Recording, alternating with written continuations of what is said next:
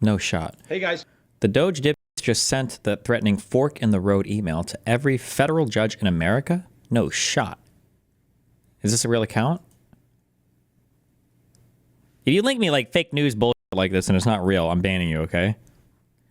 Yes, tell them to resign even though they have lifetime tenure. I explained why this was an epic mistake that will impact every lawsuit versus Trump and Doge going forward. Is anybody reporting on this besides? This is 11:03 p.m. Oh, wait, this is a week and a half ago. Doge emails went out to federal judges by mistake. Okay, yeah, this is a mistake. I would have heard about this. This is okay.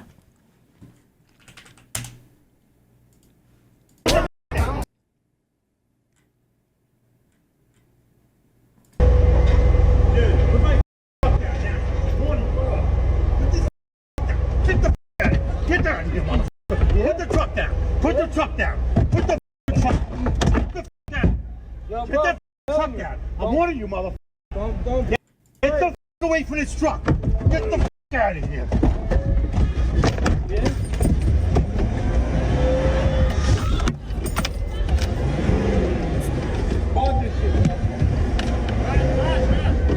Kim, nobody's taking this truck from me. Yo. Jesus.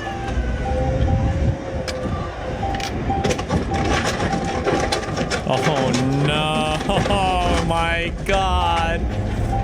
Oh no, bro. Oh no.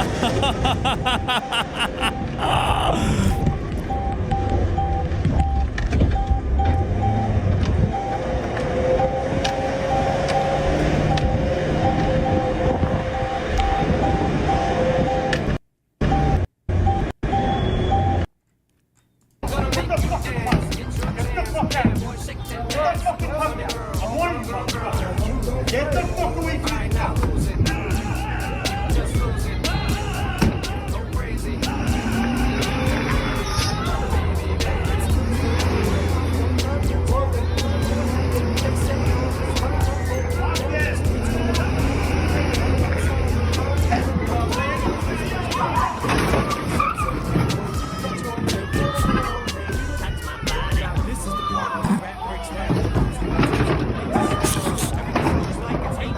Wait, he stole it? I'm guessing it was a repo, no?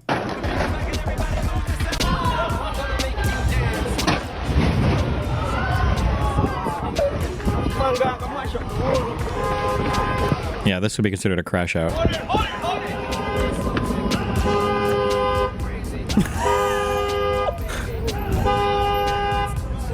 No, the guy was getting repoed and he stole the tow truck.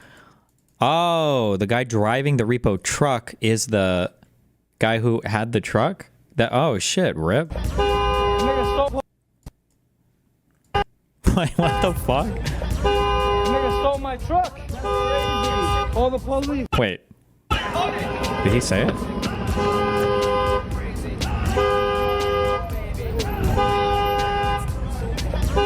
Nigga stole my truck.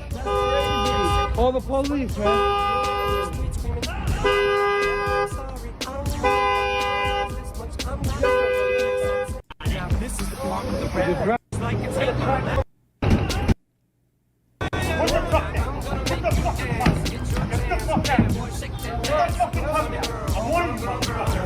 Is it New York City or?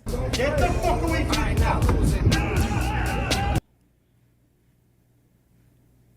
I'm only asking. I'm curious how difficult it is to conceal carry or whatever, or to get a license because I know it's New York City. But didn't they undo some of the restricted pistol laws?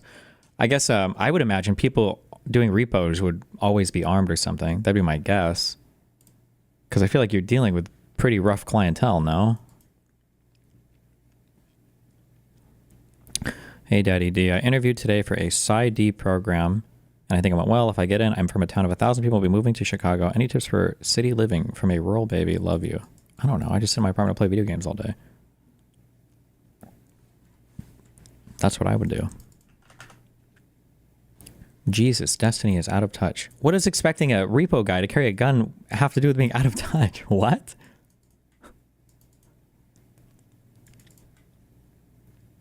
I feel like you just type shit to trigger me. What is this? Property taxes are local, not state, so we need to do a constitutional amendment, require 60% of voters to approve. This is DeSantis talking about Florida. To eliminate them, which I would support, or even to reform/lower them. We should put the boldest amendment on the ballot that has a chance of getting that 60%. I agree that taxing land and property is more oppressive and ineffective. Is the more oppressive and ineffective form of taxation. What percentage of Florida's budget do they make from property taxes compared to, I think sales tax was the big one, right? According to Dan. Oh, fuck. This person that donated to me is schizophrenic. Why do I get so many of these people? What do I... Stop! There must be other streamers you can talk to. Oh, my God. Wait, hold on one second. Let me listen to this. Why do I attract these people? Stop. Jesus. If I just say like get help, that's probably they probably don't do that, right? Or it just comes off as an insult. Okay.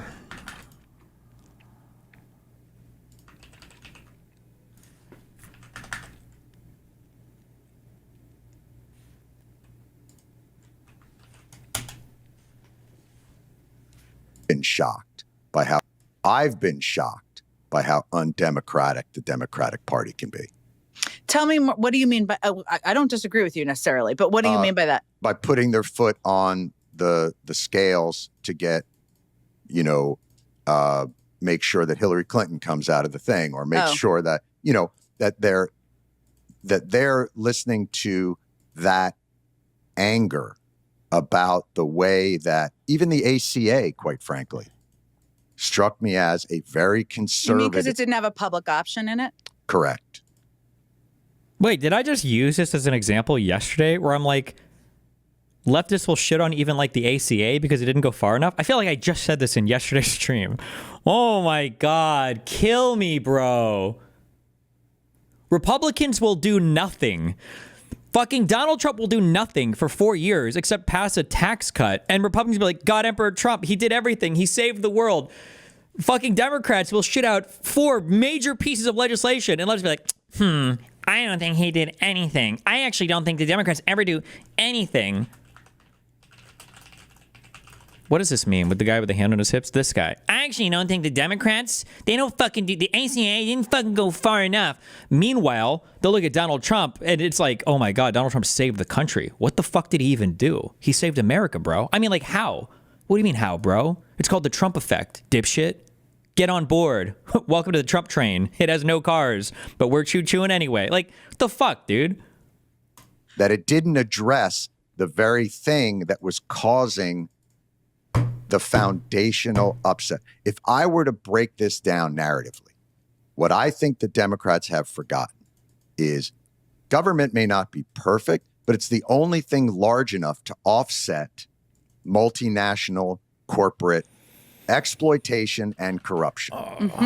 And if we don't act like that's urgent and that affects people's lives, then so if the big policies that we make are billions more dollars to insurance companies that we think are fucking people over left and right for their health care, so isn't that part of why people lost faith? Yeah. So yes, I think we're saying, well, I'm trying to say something similar, which is this. Boom, boom. Which is Democrats just lost everything. They control nothing. They control, I mean, they don't control the House. They don't control the Senate. They don't control the White House. And they don't control the Supreme Court.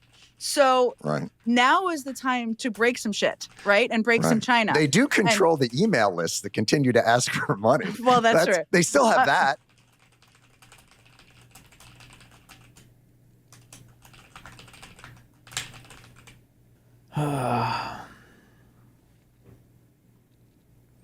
Destiny, why is your argument always, but the Republicans didn't do anything? That doesn't mean we have to be okay with no public option.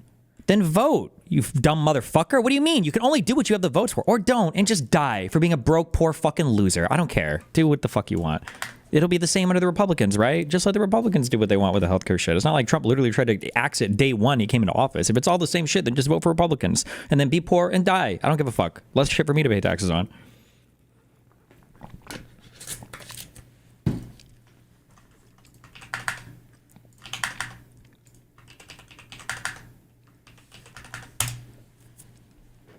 New. President Trump has been discussing plans to rip up the grass in the White House Rose Garden in order to have a patio like the one he has at Mar-a-Lago. The White House Rose Garden was created at the direction of First Lady Jacqueline Kennedy. Jesus.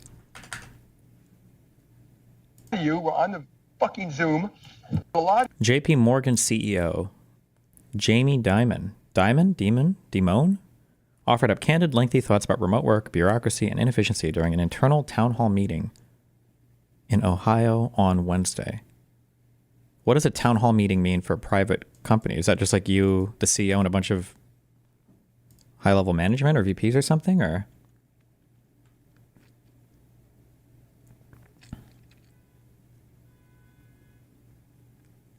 the reason we don't vote is because Dems refused to give us a reason to. We had supermajority in 2008, no public option. There was literally one Democratic senator that was able to block the public option.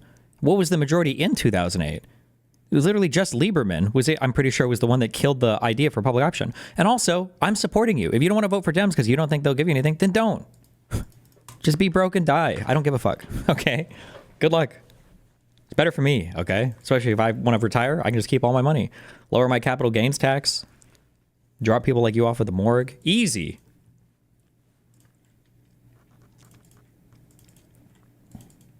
A lot of you were on the fucking Zoom, and you were doing the following, okay? You know, looking at your mail. Wait, was that a laugh? Or did I miss you? Hold on. A lot of you were on the fucking Zoom, and you were doing the following, okay? You know, looking at your mail, sending texts to each other about what an asshole the other person is, okay? Not paying attention, not reading your stuff, you know, and if you don't think that slows down efficiency, creativity, creates rudeness, and stuff, it does, okay? And when I found out that people are doing that, you don't do that in my goddamn meetings. You go to a meeting with me, you got my attention, you got my focus, I don't bring my goddamn phone, I'm not sending texts to people, okay? It simply doesn't work. And it doesn't work for creativity. It slows down decision making.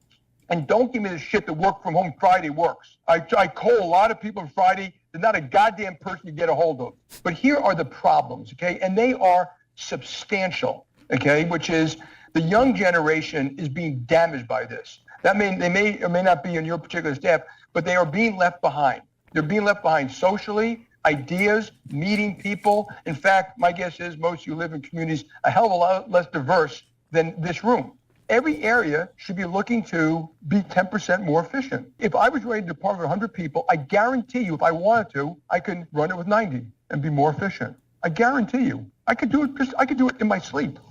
And the notion, these bureaucracies, I need more people, I can't get it done.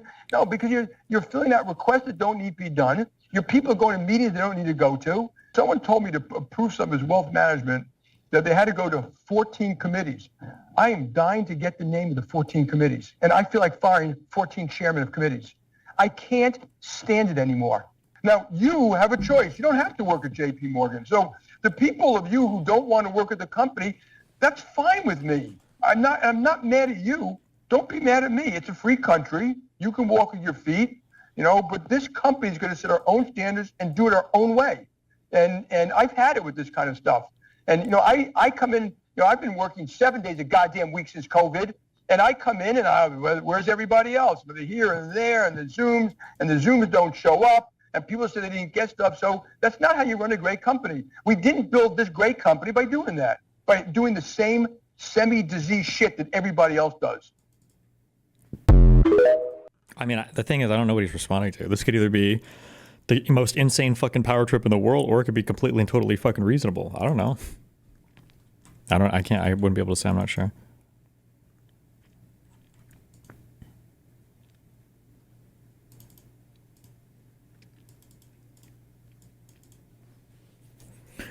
Is there evidence that work from home is actually less effective than in person, or is it more of a vibe? I feel like it might be true. It probably depends on the type of job that you have. And it probably depends on how much you work from home versus in the office. It probably depends on a lot of different things, for my guess.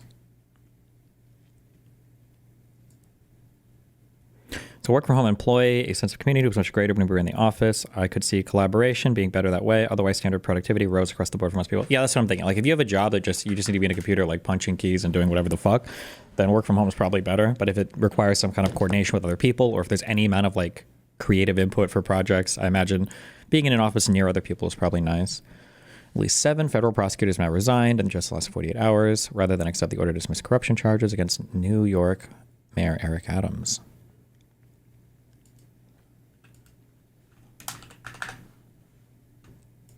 Was this today or yesterday? The lead prosecutor and Eric Adams. Unironically, just being connected to other people creates a sense of being on a team and buy-in. Sure. I don't,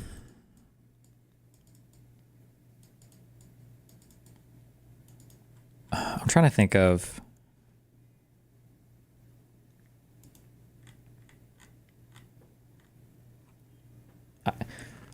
I don't know how any of these companies are structured, so I can't say. I've never worked in environments like this before. When people say shit like, I want you to give it your fucking all. I need you to... So it does. I was working here through all the fucking COVID. Yeah, I'm sure, because you're the CEO. And even if he wasn't the CEO, I imagine he's got some big equity stake or some incentive to do so. When I say incentive, I mean like financial incentives. I know that like white collar work is a lot different than anything that I did like for service work, but I don't fucking get anything more for working harder. Why the fuck would I care?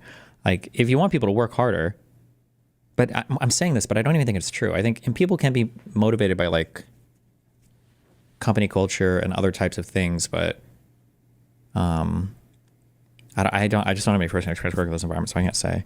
But I always felt like, listen, if you want me to work harder, do more, then fucking pay me more. Otherwise, fuck off. But I mean, if you're already making like a low six-figure, if you're already making 120, 130, I don't know if incentives to get like a 5K or 10K bonus is like more motivating than having a more like a fun or a more productive or more community-oriented work environment. I'm not sure. I just don't know.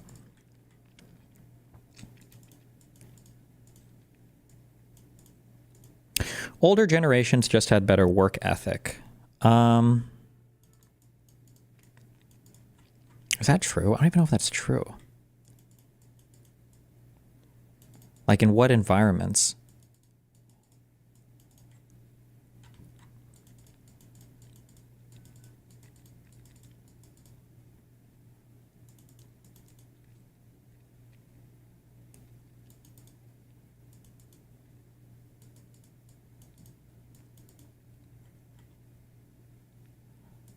Like, if they were working better, it was probably because they had less distractions, yeah. Like, when you're at work, you kind of have to be at work. And there's not, like, a billion things to distract you, maybe. I think that that phone, having the constant distractions, it's just such a huge change to, like, every environment that we exist in today.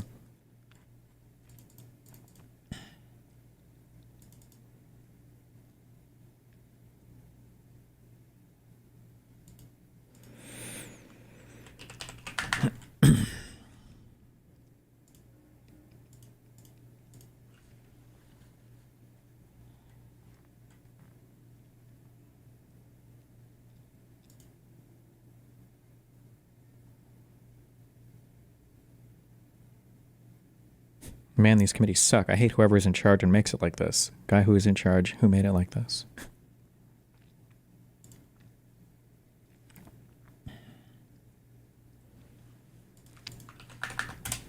There's a small write-up on Gen Z work ethic.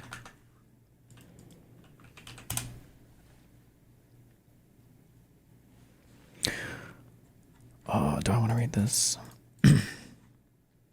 Older people often complain that the younger generation lacks a strong work ethic. Of course, it's entirely possible older people have forgotten how lazy or unmotivated they were when they were young themselves. Polls or one-time surveys don't help much, since we can't tell whether any differences are due to age or to generation. To get around those issues, we'd want self-report data from young people that we can compare. Oh, fuck, I just thought of a hypothesis. I wonder if it'll come up in this, or if it's totally unfounded. It wouldn't surprise me if in every single office, like, older employees in general are always going to be working harder or like more, I guess, like productive than younger employees. But I wonder if because there's been like a time sorting mechanism there to where, like, if you're young and you're still hopping from job to job or whatever, you're always going to be less plugged in or less engaged or quote unquote lazier than a guy who's been working at a place for like 25 years, maybe. I wonder if that's just like, but that's not a function of like generational laziness. It's just as somebody stays in a job for a long time, they get better at it or more productive, maybe. But I don't know. We'll find out. Did MDD ask you to join this debate event? I think he did, but I just don't feel like traveling or flying or losing a ton of like time streaming or other things to do.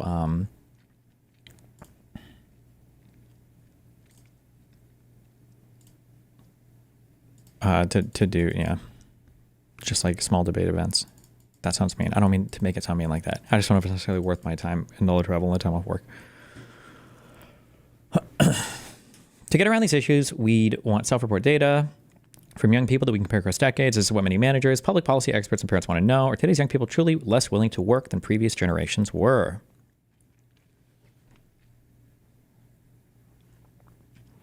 In other words, what was each generation's work ethic like when they were young? Nationally representative surveys like Monitoring the Future can show us this.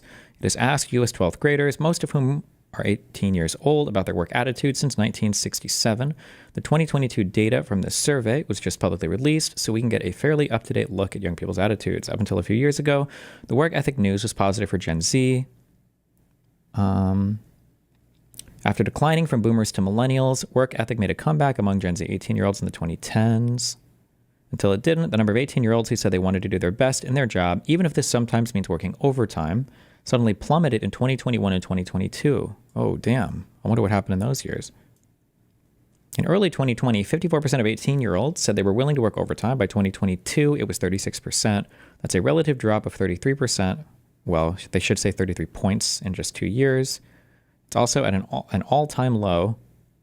Oh, wait. I think I just fucked up. Wait. That's a relative drop of 33%. They were correct in that, not points. My bad. Good job. It's also an all-time low in the 46-year history of the survey.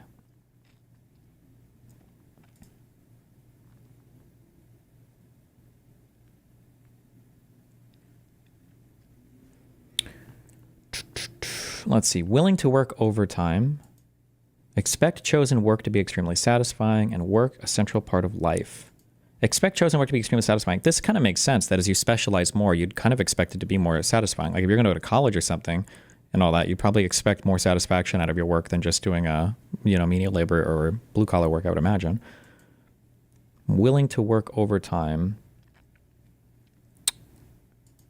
Sunk up till about 2008. Interesting.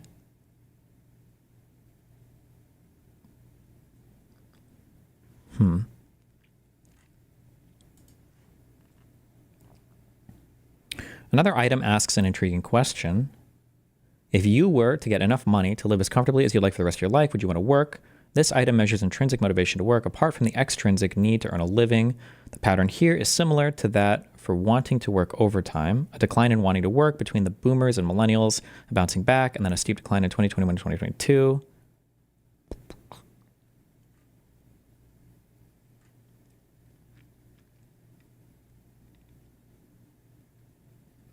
Not only are 18-year-olds less focused on work, they are less likely to expect that they will enjoy it. The 2000s millennial 12th graders were more likely than boomers were in the 1970s to expect that their future chosen work would be extremely satisfying.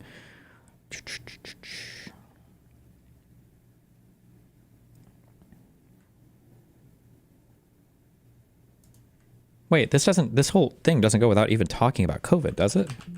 Wait, what? Why would... Is this worth reading? Am I stupid? Why do I feel like I see so many medical things, so many sociological things, so many stats things come out that show these huge changes in data over COVID, but then like people don't even bring it up? Why do people do that? What happened? I was just joking when I asked that. Like, of course, there's probably like a huge societal realignment here over there. We were on lockdown for like, what was it, 6 months? How long for?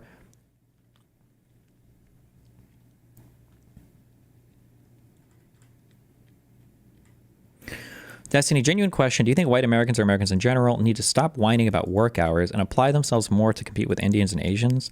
I don't know, bro. Our sense of like standard of living and everything is just so mind fucked in the United States. I don't know.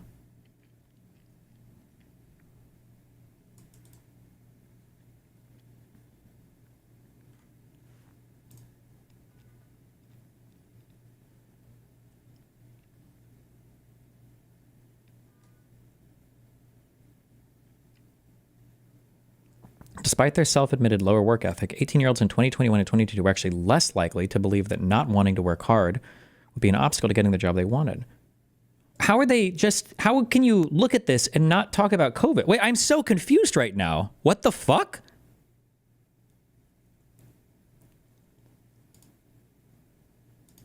Well, that's a big disconnect from previous years when teens who said they didn't want to work overtime also acknowledged these attitudes might make it harder to get their chosen work. In early 2020, 54% thought not wanting to work hard might be an obstacle. By 2022, it was 44%, a 19 percentage drop. So by 2021, 2022, 18-year-olds seem to be saying that they will be less focused on work, but this won't be a problem. Well, okay, hold on. Thank you. Sorry, I control it of COVID, but it's pandemic is in here. Okay, so why did work ethic plummet in 2021 and 2022? There are a few possibilities. First, post-pandemic burnout might have played a role. After lockdowns, virtual school, and fights over masks, Americans were just plain tired. However, you could easily argue the opposite. By 2022, the pandemic was waning and these measures were mostly gone, which could have led to happiness and a let's get back to normal attitude, yet that didn't happen.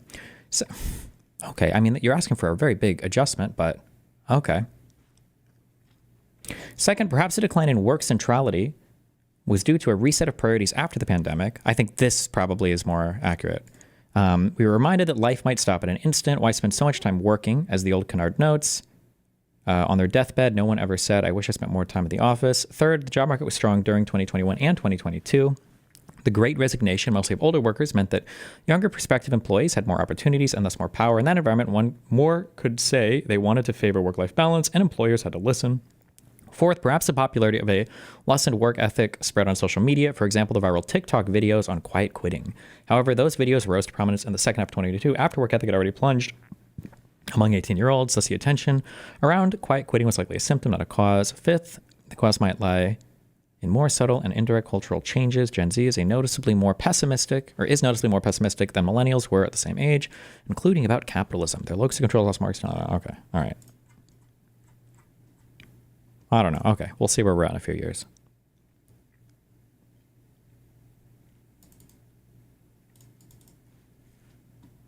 Case resigned today, saying anyone who didn't press forward would be a coward. What's your reaction to that and to the overall implication that politics were at play here? Well, I don't know about it. I mean, obviously I'm not involved in that, but I would say this, that if they had a problem, and these are mostly people from the previous administration, you understand, so they weren't going to be there anyway. They were going to all be gone or dismissed. If not, they know on Tuesday they're all being dismissed. You know, the whole country is being, because what you do is you come in and you put new people in. So when you say resign, they're going to be gone anyway. Is that true with federal prosecutors? When you come in, you replace all the federal prosecutors? Is that true?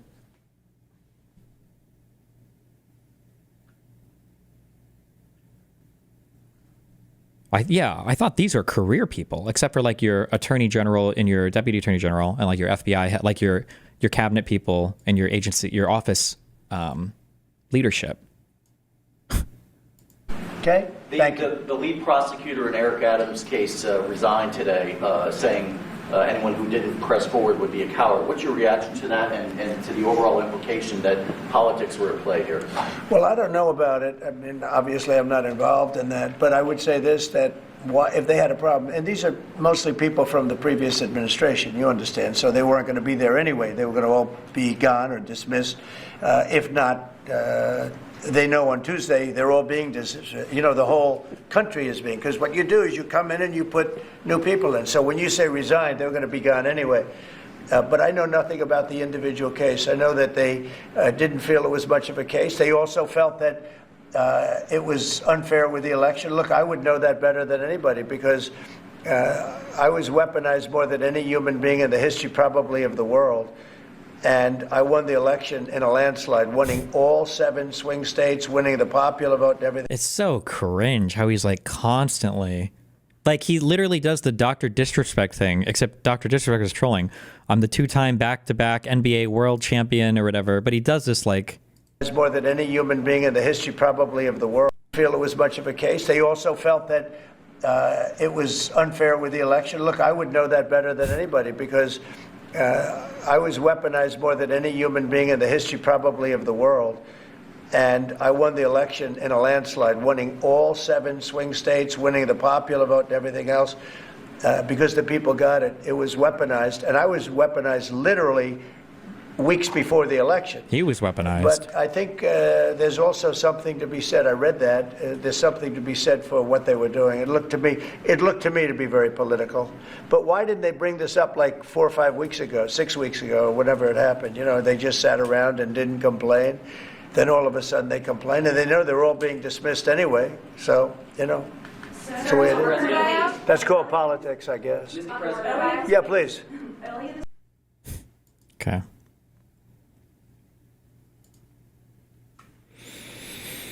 No, does anybody correct him on that?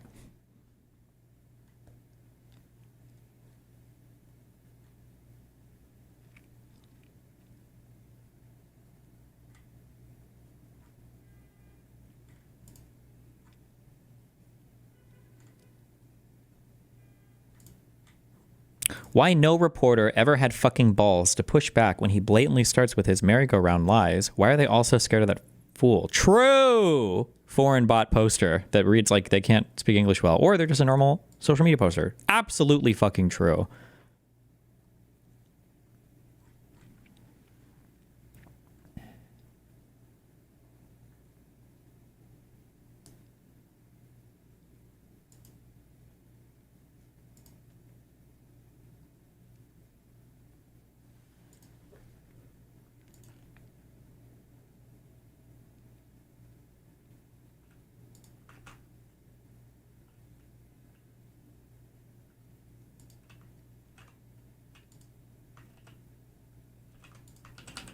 Last video. Or a link I'm clicking. So, what is this? Oh, you want me to suffer?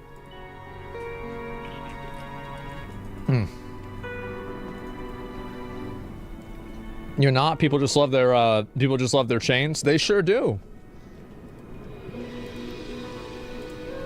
It's that the AFD are, by definition of the law, have all ticked all the boxes of unhinging democracy. It's safe to the Constitution. So because these people have decided, they've created rules, and because these rules are there, what are these? They've ticked all the boxes of unhinging democracy. So what does that mean to you by unhinging democracy? That's a lie? Yeah, what does that mean? Idiots in chat, he's not agreeing with AFD. No, and that's why I said I don't like getting involved in these are my opinions about Europe. I think that their perspective on free speech and free expression is extremely reductive, and I think it's oppressive, and I think that it will cause more problems in the long run than it solves. I think it's a bad idea. I think that the amount of mass migration they have seems to be very problematic. That's about it. Other than that, I don't really have a lot of other opinions about Europe. And I'm sure it's different with each country, but I'm just saying in a general sense. You look at their WhatsApp group leaks and how many legit Nazis are in a party, what they talk about behind the scenes. So because there's some people that identify with the party that are bad, then you should disenfranchise the party from having any opinions. Okay, well, that seems pretty easy to do. I mean, couldn't you just... Who's disenfranchising the AFD? Does he think this is happening? Do that with any party that you disagree with? I mean, I don't know. I don't think that's really fair. And also, I mean, here's the thing is that a lot of people, I'm sure that it's the same as there's a lot of people that are going to be racist, that are going to vote for somebody, but that doesn't necessarily mean that that person is embodying racist values or that that person is racist. And if I hear Nazi again, it's insane to hear people apply the word Nazi to everything. They apply it to everything. People are somebody's a Nazi because they want closed borders. It's insane. What is this? It's a meanwhile.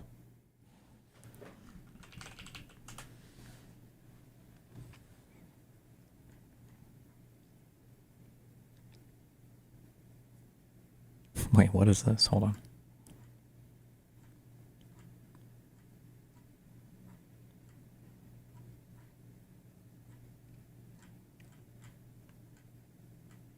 Pretend I just said meanwhile, and we just eliminate that pause. Apply the word Nazi to everything. They apply it to everything. People are somebody's a Nazi because they want closed borders. It's insane. What is this? Meanwhile. Way am I mind going another?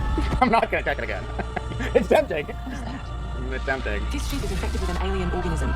It still doesn't feel real sometimes. Never forget why you started.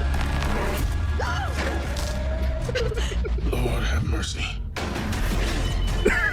Science knows more about this substance than he's letting on. You can't take any chance. That feel when I see a DEI on my screen.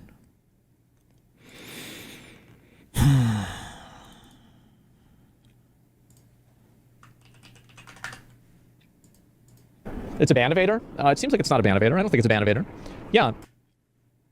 So anyway, like you always say, these companies would support white supremacy if it was popular enough. Hey. We'll see. We'll see what's going to happen. There's a good chance. I mean, things are getting kind of crazy. I'm going to be honest. I wouldn't be surprised. And let's see here. I'm going to look at this. What idiot said this? Every gay person I knew thought this was a cash grab. I have been repeatedly maligned, defamed, and misconstrued as a person who is not an ally of these causes because I do not support corporations tainting them with their corporate influence and their ulterior motives. This has been going on for me for years. And now it's been proven that I was right. I was right the whole fucking time. And I wish more people would have seen it. It's not like there's, yeah, you were the only one that notices. It's not like people on the left had like an actual explicit term for this exact phenomenon. No, it was just you. You got one hater that's hardcore? It's because the opinion of internet gays is much more radical than real gays? Slicker exposed for scamming viewers again by taking their CSGO knives and not paying them and using them to gamble and for PUBG game challenges. Based. King. PUBG money paid. Okay. This is let me think. Are you guys trying to come out and say I scammed? Anyone in this chat feels scammed right now? Just say it, bro. Just say it. The volume is low on this and I can't change it. Feels amazing, man. This is like the Exposed 2.0. You used to say rainbow capitalism was okay because I'm representation better than not. What are your thoughts now? I still feel the same. I don't think there's anything wrong with companies showing whatever, because it's, even if it's just because it's politically popular, I think it's still better than not, but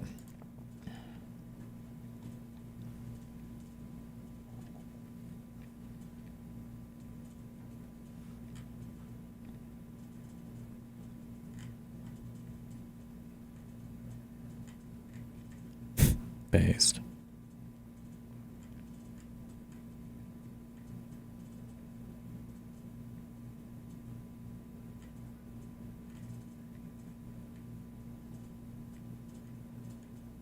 So I just want to address something.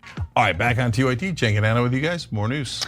So I just want to address something. I was wrong about Project 2025.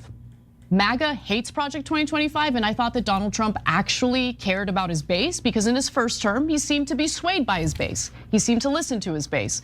This time around, not so much. Where do her and Cenk get this delusional, clueless fuck opinion that MAGA has some huge problem with this?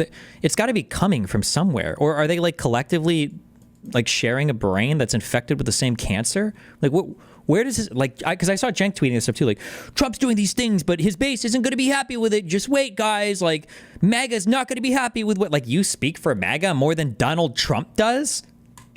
So Russell Vought, as the head of the Office of Management and Budget, and considering what he just did with the Consumer Financial Protection Bureau, makes it abundantly clear to me that they are implementing Project 2025. Wow, Donald Trump going after the Consumer Financial Protection Bureau? No shot. Wow, wait, he really did do that? He really did do the things that he said he was going to do the entirety of his fucking campaign that he wanted to do the last time he was president for 4 years and that they've been talking about doing for 4 years? No shot. Wait, really? So I will admit when I'm wrong, I was wrong. I totally predicted incorrectly what would happen with Project 2025. Wow. Who could have possibly known that?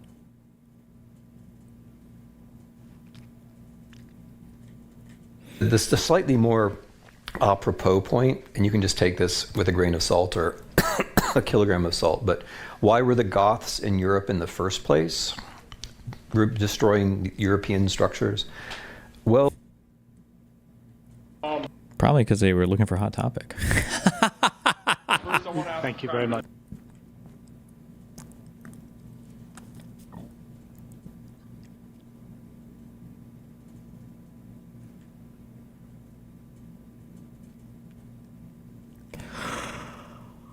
Hell.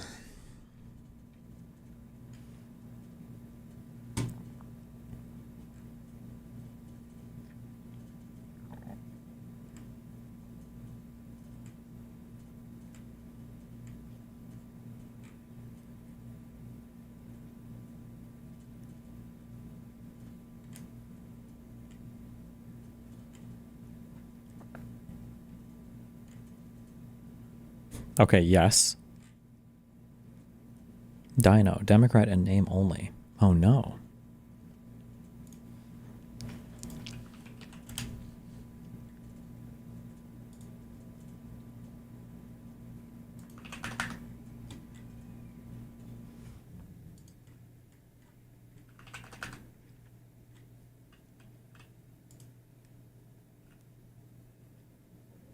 Destiny has had a good take on this. Thank you. Good upvotes for you. See how I'm massaging and rewarding people for saying nice things about me? That's the Trump way, baby. The fact that people get to do something abhorrent, get props for going against the grain, but then at the same time, when they're wrong, will get even more props for saying that they were wrong. No consequences at any point. Based. All right, what do we got here? 3/4 of American adults are obese or overweight, and the solution is always a shot or a pill. Didn't you not even want to look at Project 2025 stuff before the election?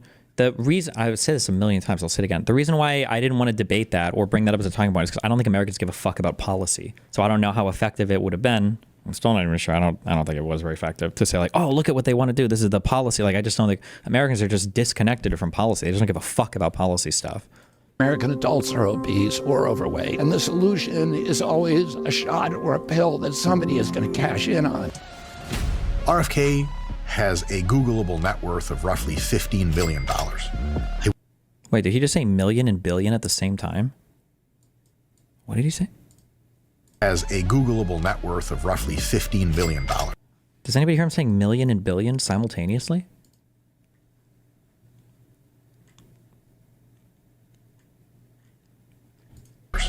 I will not be taking accusatory notions of someone cashing in being a bad thing from a multimillionaire and not a Kennedy. I'm sorry. I'm sorry. I think it would have been good to research it and see what guardrails there were to protect against it. Why? Who cares? Americans don't even care about what's happening in the DOJ right now. This whole Eric Adams thing is just gonna flow over us. Like, no one gives a fuck about the actual like structure of government or doing illegal things. The low taper fate is going to die. Think. Cooper, Ninja didn't drag the meme to change the past. Say that again. Ninja didn't drag the meme to change the past. Ninja didn't drag the meme at all. We dragged it ourselves. To save the meme, all of this, it's because of one massive haircut every moment. It's infinitely complex. We have access to see the pain in Ninja's dick, but we're not bound by anything. That's why I edged here. I'm gonna find a way to tell Ninja, just like I found this moment. How, Cooper? The fade tars fade. It's just like Nautica said. My connection with Jerkmate, it is quantifiable. It's the key. What are we here to do? To drag it even further. Okay, I think I'm out of touch. I don't get this meme at all. But I'm assuming it's absolutely epic. Link it here. Oh shit, if I don't get it, maybe Nathan will like it. There you go. Now I seem like I'm hip.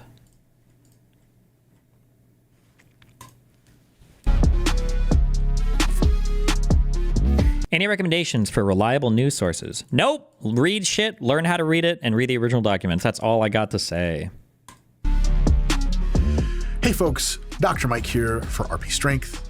I have been a longtime professor of exercise and sports science, and I am a competitive bodybuilder and Blackie Belt, which is Brazilian for black belt in Brazilian Jiu-Jitsu. Cool. And today, I will be reviewing the various health and food and fitness claims and practices of a Mr. Dr.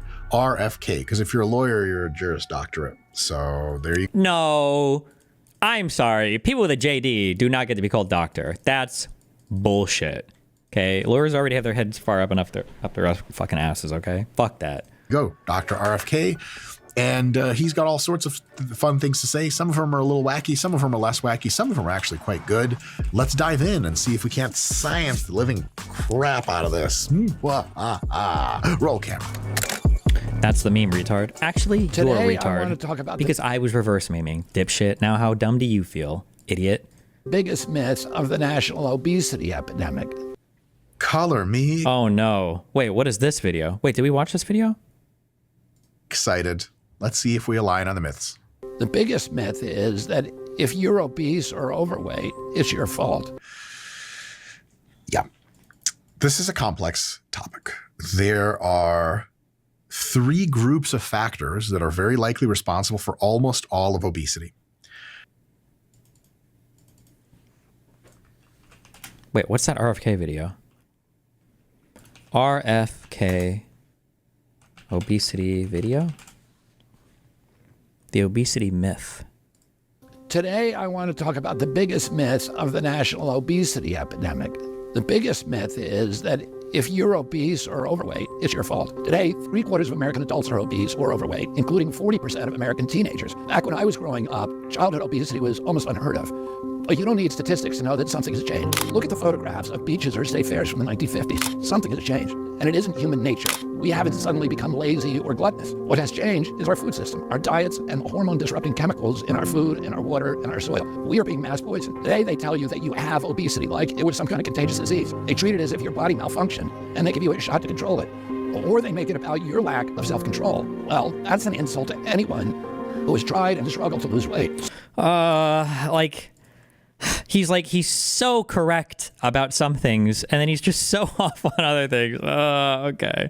So what are they ignoring when they make it all about you and your body and your willpower and your character? And the solution is always a shot or a pill that somebody is going to cash in on. What they're ignoring is a food supply that's loaded with high fructose corn syrup and seed oils and hundreds of artificial additives and flavors and processed carbohydrates that don't exist in nature and that are banned in other countries. They ignore a skewed system of subsidies and make these unnatural, ultra-processed foods cheap. They ignore chemical contamination from pesticides that is wreaking havoc on our body. Now, let me tell you what we're going to do about it. We're going to change the subsidies so that everyone can afford safe and wholesome food. We're going to get industry money out of government so that consumers and doctors can actually trust our agencies again. We're going to make school lunches nutritious again. We're going to ban harmful chemicals from the food supply. We're not going to force or coerce or shame anyone. We're going to lower the costs and lower the barriers and get rid of the perverse incentives and clean out the chemicals so that the American people won't be swimming upstream anymore. Just as a heads up, everybody in this country can afford healthy food, except for maybe homeless people. Maybe. I'm not even sure about that. If you apply for some or whatever. People don't buy it because the other shit tastes way fucking better and it's way more convenient. Through a soup of toxic substances just to be healthy. Okay, I don't know what this video is. The least impactful factor are things like nutritional education, things like do you live in a food desert or not, and many other very small ones that people talk about all the time. And that sort of like 20% eats up all of the other small factors. There are 2 big factors that I think account for up to 80% of the entire obesity epidemic. We've heard him say these before. It's going to be, is it conscientiousness and food drive? One factor is that some people have a higher than average genetic, mostly food drive. And that food drive is what allows them to find meaning in chasing down tasty foods, eating tasty foods, really liking it, and eating more of them. If you don't have very high... What's your take on taking the convenience out of processed/fast food to force people into healthier food? It's good. That's what you have to do. The reality is that when you're in normal society, so when you're just like people talking to people, people will say things about like, we need to make better choices and people should just make the right choice, choose better and do the right thing. But like when you go to the world of like engineering, I'm talking like Elon Musk, I think from like an engineering perspective, it should be when you engage with a thing, what are you organically drawn to do with it? And then that's what you engineer around. You would never, ever, ever design a thing expecting people to make the right choice. You design a thing so that people are naturally drawn towards making the right choice, right? So when it comes to designing websites, like the question is like, where are your eyes drawn towards? Or do you have to click through too much bullshit? Even when it comes to civil engineering, like designing roads, it's not just like, let's put a fucking stop sign here to make people stop, or let's put let's put a speed limit thing here to make people slow down. It's like, how do you curve the roads to make them safer? Or do you put like speed bumps or humps in areas to make people slow down? Like the engineering of the streets themselves are supposed to lend themselves towards different types of driving styles, depending upon how you want people to drive, right? And this is true of every single thing ever that is created for human use. But for some reason, when you talk, and I think people know this and people understand this intuitively, but then when you talk to people about other things, like I don't know, when you remove yourself from an engineering environment, you're just like, oh, people just need to make better choices. But you would never, ever, ever say this. You would never, ever say this for anything else ever. It's just high food drive, it's difficult for you to become obese because you're just not that excited about eating. If you have very high food drive and the environment is such that you have lots of money relative to the world around you, and food is relatively convenient and cheap and easily available and doesn't like require tons of hours to make, then you have a situation where you can kind of checkbox all of your desires in food drive, and then that's an easy way to get obese. So food drive is huge. And if we can reduce food drive, which we can with some kinds of bariatric surgery and with modern anorectic drugs like Ozempic and stuff, that's a really, really, really big deal. You can also modulate food drive with food choices, a little bit more difficult to do, but definitely possible. So it's all the rest, food drive, and then conscientiousness is a trait. It's one of the Ocean Big Five personality traits. Everyone has a little bit, a decent amount, or a lot of conscientiousness on average. And conscientiousness is kind of like, how do you think of you and the world around you? Are you more meticulous and careful and organized? Do you plan ahead? Do you care about your health? Are you willing to delay gratification to do the not so fun things now, like eat with really good healthy foods you might not want? You want pizza rolls, but you're like, I know that's bad for me, so I'm going to put that off and eat that only occasionally. I'm going to make good choices. I'm going to follow a diet. I'm going to stick to a training plan, et cetera, et cetera. Trait conscientiousness has such a huge effect on that for whatever amount of food drive you have, if you have moderate even food drive, high degree of conscientiousness can keep you free from obesity because you just stick to the stuff that doesn't make you obese. So what's the solution? VATs? Yeah, basically, you have to like super hardcore tax the fuck out of it, or make some forms of food illegal. Fuck it. If your food drive is insanely high, even high degree of conscientiousness can't keep up with that, and it just takes so much energy and so much stress, you might not be able to. You'll still be overweight. If you have low food drive, you're probably not going to be obese in any case because you just don't eat enough. You guys all have that friend that like... Seriously, we have the obesity cure, Ozempic. What's the issue? Fuck. I don't know when August is publishing our talk, but me and him talk about this quite a bit, actually. Like one of the points he brings up, I think, in our talk is, I don't know if this got published on YouTube or not yet, but he mentions how like there might be like a black market for Doritos. And my response is that would be fine. Like, imagine if Doritos were things that you went on Friday and like bought on like some black market shit, and that was just like a recreational drug that you ate. That would be way better than incorporating it into your ordinary diet, right? If super sweet ultra processed foods became like black market recreational drugs, then the consumption of them would be dramatically lower. You know, that'd be fine. You know, like that would be much more preferable to the environment that we live in now. You know, has a chip and there's like, I'm good, and you're like, what? How do you have just one? This is just what they were born. There's also a worry that and when I say there's a worry, I mean, I'm the only person, I don't know if anybody else thinks this, but one thing that I would worry about is it possible that you could create foods that are so tasty and so fucking good that they overcome the Ozempic, I guess, modulation, the whatever the GP1 agonists are doing, that they are able to overcome that because they're so good and so addictive and so tasty. Then you're living in like a fucking crack cocaine world of addictive food. Born into, but if you have relatively low conscientiousness, like you're kind of just YOLOing your whole life, and you have a high food drive, which means like you like to eat a lot of really tasty foods and a lot of them, and in our current environment in the entire modern world, there's so much ubiquitously available, convenient, super delicious food that is high in calories. You have low conscientiousness and high food drive, you're almost certainly going to be obese. And that right there describes the entire reason approximately for why anyone, if a given person is or isn't obese. How the fuck would you convince people to vote in favor of restricting their food choices? I don't know. I don't know how. I need to study this. We did it with cigarettes somehow, and we did it in a very short amount of time in the United States in like an unbelievable way. Like if you were to go back to the 90s and you were to ask somebody about cigarette smoking, or even the 2000s, I would have never predicted that you would make cigarette smoking uncool. Cigarette smoking is like the coolest thing in the world, and it still is. And it's a good drug. It's a stimulant, so it makes you sharp. You feel smart when you do it. You're not a loser that smokes weed. Everybody who's cool smokes cigarettes, and they look cool smoking cigarettes. All the people that I grew up watching, okay, my Spike Spiegels, my fucking Solid Snakes, fucking every cool movie action guy, like all of them smoke cigarettes. Like I would have never imagined, like, yeah, even in fucking anime, they're smoking cigarettes. I would have never imagined that like in 10 years, smoking would have been relegated to fucking loser status in society. It was just insane. Yeah, there was just, I don't know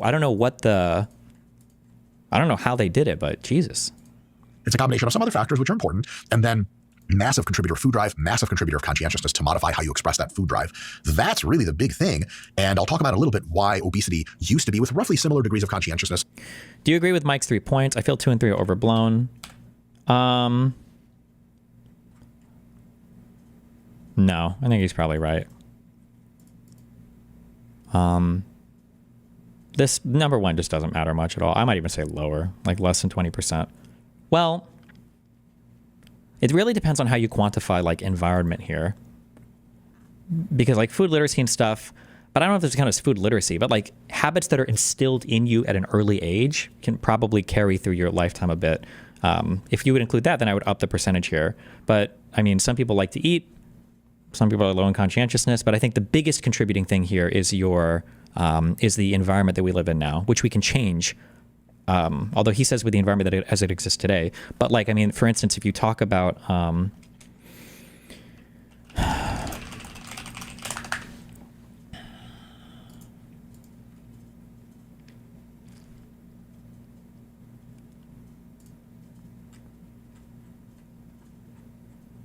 give me a fucking line graph.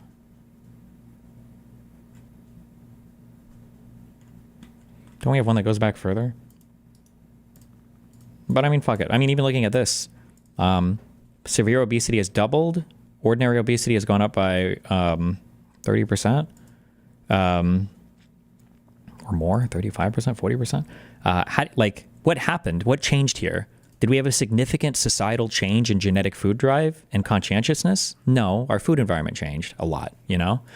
But it depends on, like, it just depends on where your analysis is here. Like, if you're talking on a strict heritability level, meaning given the same environment, how can you explain the differences? Then I probably would agree with this. But I mean, obviously the change in environment here is what's driving the massive increase in obesity and overweightness in the Western world, you know?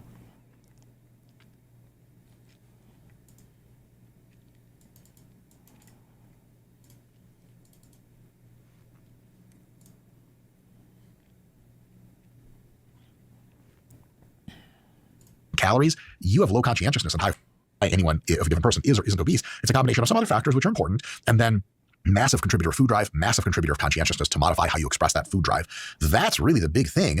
And I'll talk about a little bit why obesity used to be, with roughly similar degrees of conscientiousness and similar degrees of food drive, why generations ago obesity. So ironically, RFK Jr. might actually change the environment to make it healthier. I mean, he could luck into some things that would make it healthier, yeah.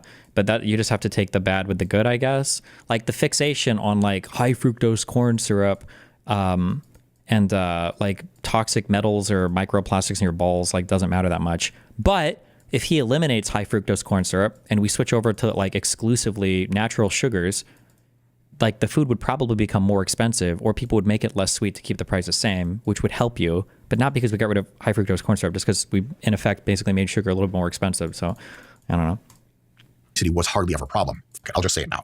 It's because over time, people, on average, have gotten so much wealthier, especially poorer people. The bottom fifth of all the poorest Americans in any 5-year time span have been getting wealthier on average compared to all the products and services they could buy. It used to be in the 1950s that if you were bottom, 20% of poor America, there's lots of convenient, fun foods at the store that you really could not afford. And so you just didn't consume them, and you just did not develop obesity because you could either consume them hardly at all or certainly in enough quantity to make you obese. Nowadays, in the 2020s, our poorest people in the United States and many other countries around the world, even in Mexico, which used to be a poor country 20, 30 years ago, but now is a very middle income country. In those kinds of situations, people now, even the poorest people, have so much money and food costs relatively so little that they can afford to buy, for the first time ever, increasing numbers, junk food, for lack of any better term, junk food. And that's what's making us fat. So that really is almost the entire determining factor for why obesity has been rising. I'll get into that more. Let's see what RFK has to say here. I think I kind of agree with that, sure. Today, 3/4 of American adults are obese or overweight, including 40% of American teenagers. That's roughly accurate. Back when I was growing up, childhood obesity was almost unheard of. There's just a very simple reason for that. People didn't have enough money to indulge convenient, super highly palatable, super calorie dense, delicious foods. And like he's saying people didn't have enough money, and that's kind of true, but also these foods have also probably gotten a lot cheaper over time as well, right? So it's like they're meeting in the middle. It's not just people have gotten wealthier, but like these things have become more available as well. Those foods were neither as cheap relatively, even for how much money people had, nor were they as ubiquitously available. There just wasn't a place to go in the 1940s where you could reliably get all the junk food you wanted right away in 50 different varieties. Like the modern grocery store is goated. It's undefeated. You just didn't used to have that kind of thing, and it was more expensive, and people had less money. Those three factors, people had less money, shit was more expensive, and way less available ubiquitously, is really the reason fundamentally why obesity was lower back then and more now. And I want to say this now because it sets the tone for the rest of the video. The reason lots of people are obese is from overeating junk food. Guys, that's it. Okay, all the other candidate hypotheses he's going to throw out are almost certainly going to be either exaggerated or false. I think if by junk food he's also just including like ultra processed, like super simple foods in general, then I would agree with this. This is true, yeah. Oh, yeah, this is basically my take, yeah. Good job, he copied me. No, I'm just kidding. Like, people are just fat because there's a lot of really cheap, really tasty food that's available that everybody can buy. It's super convenient. Like, that's like 95% of our issue. All the other weird fixated shit is fucking retarded. Guys, that's it. Okay, all the other candidate hypotheses he's going to throw out are almost certainly going to be either exaggerated or false. That's it. Now, does that mean we blame people Blame is a weird concept. Do people have some responsibility for what goes into their mouth? Yeah. Does that mean they're infinitely powerful against the really high food drive or the availability of tasty foods everywhere? No. People are flawed, but it's okay to say, look, part of this is on you, part of this is on other stuff, but this is really what it is. And the real core variable is you just eating too much BS and super tasty foods that have tons of calories in them, and you just aren't doing enough about restricting yourself from that. That really is why obesity happens. I'm not coming at this from a right-wing or left-wing perspective. This is just base reality. And we have to work with base reality if we're going to have some good solutions. He does propose some stuff. Some of it's not great stuff because it's not dealing with base reality. Just real quick, is it true as a rule that processed foods are worse? It's true on average, but not as a rule. Why? There are different ways to process foods, and the eventual food is really the arbiter of is it good for you, bad for you, or somewhere in between. The processing itself matters. So for example, if you're processing foods by getting way more sugars into them, way more fats into them, way more preservatives into them, and making them ultra, super tasty, so tons of calories and tons of taste enhancement, then that kind of processing will lead people to eat more of the food and get fatter and get into poor health. So that kind of processing, which is like most food processing, is not great. There are other kinds of food processing that actually enhance the qualities of foods and get us the foods to be more what we like. For example, if you take milk and you remove the carbohydrates, you remove the fats, and you keep in one of the two proteins, either whey or casein, what you get is a whey or casein protein supplement. And that's very highly processed, but very, very good for your health. And if you're trying to control calories, it's better for your health than whole fat, whole carb milk. So there, it increases the actual value. And you have processing down to a very fine-grained level to accomplish very specific things. For example, one of the supplements that I use pretty consistently is called Element. And we got a code, link in the bio and all that stuff. But what it does is it just... Element-T. Cute. A crap load of really correct ratios of electrolytes into a little packet. You pour it in to your workout shake, and having more electrolytes lets your workout shake get into your bloodstream faster. It keeps you hydrated and rehydrated better, so you can have better repeat performances during and after the session. And so it's all good all around. Like Element is insanely processed. It's only processed, but because it's all the right salts in combination with a few flavorings, it's super at least neutral for your health. And in the context of enhancing sport performance and promoting hydration, it's actually really great. As long as you're not salt sensitive, you don't have a blood pressure issue, you're good to go. So check out Element. That's a really dope thing to check out. But just as an illustration, not all processed foods are bad, but the processing that's not great is if it's making the food super high in calories, super tasty, and you're not controlling yourself. That's how processed food is bad, and that's a totally valid thing. Today, they tell you that you have obesity like it was some kind of contagious disease. They treat it as if your body malfunctioned, and they give you a shot to control it. RFK just said. I still don't know what electrolytes are. In the United States, in order to kind of not fucking kill everybody when police are out there like enforcing the streets, sometimes they use things like tasers and stuff on you. Electrolytes are just things that you drink to make it so that your body can still conduct electricity so that the police can subdue you using nonviolent means. Because if you don't drink any electrolytes, your body doesn't produce electricity, and when they shoot you with the taser, it doesn't do anything. They'll give you a shot to control it. The thing is that a ton of high palatability, very delicious foods for very cheap, very conveniently, you apply that to people with any given food drive genetically. And the people with a high food drive, they get real fat. People with average food drive, they gain weight, but they don't get super fat, just a little overweight. The people with low food drive, it basically hardly affects them at all or makes them, actually brings them up to a healthier weight because otherwise it would be like morbidly thin. What are we supposed to do about that? Almost everybody knows you're not supposed to eat junk food. They do anyway, they don't care. Guys, we have a giving problem in America. We do not have a knowledge problem in America. And some of these folks, they just... Why do we subsidize corn syrup anyway? I wouldn't be able to tell you. The answer is going to be probably really complicated. I can give you like meme answers that I learned when I was younger, but I don't know how true it is. I think basically corn manufacturers, corn growers, farmers, agriculture people, they like the subsidies because it encourages them to grow a fuck ton of corn. People found a way to kind of use it in like fuel. I think that's like ethanol based fuels. And then people kind of found a way to use it to fuck with our food with the high fructose corn syrup stuff. And I think that big corn, unironically, just the farmers love that subsidy. They get a lot of money from the government for it. They grow a lot of fucking corn because they get huge subsidies for it. And then everybody uses it for fucking everything because it's so cheap because of that. It's just retarded, I think. But maybe there's a better explanation, but that's what I learned. I learned it's just like fucked. It's just not a good situation. But somebody said explain it for real. Electrolytes. I think electrolytes are just your body needs things that I don't know if it's just minerals or there's like things that your body needs to produce or conduct electricity because your body needs it to fucking send signals around your body and shit. You have to have things with it can't just be water because water on its own is. You need electrolytes. There you go. Was that circular enough for you? I think it is to conduct electricity though, right? Because your nerves and everything rely on, I always say sodium ion chains, and I don't actually know if that's right. I should look that up again. But you need shit like this for your, to send signals around your body for it to communicate and shit. And you have to have like electrolytes in your body to be able to produce this stuff or make it. I don't fucking know. Sodium channels are integral membrane proteins that form ion channels connecting sodium ions through the cell's membrane. They belong to the super family of cation channels. It's not only for electricity, it's also for osmosis. Oh yeah, it might balance like the, does it help with your pH levels in your blood? Why do we need electrolytes?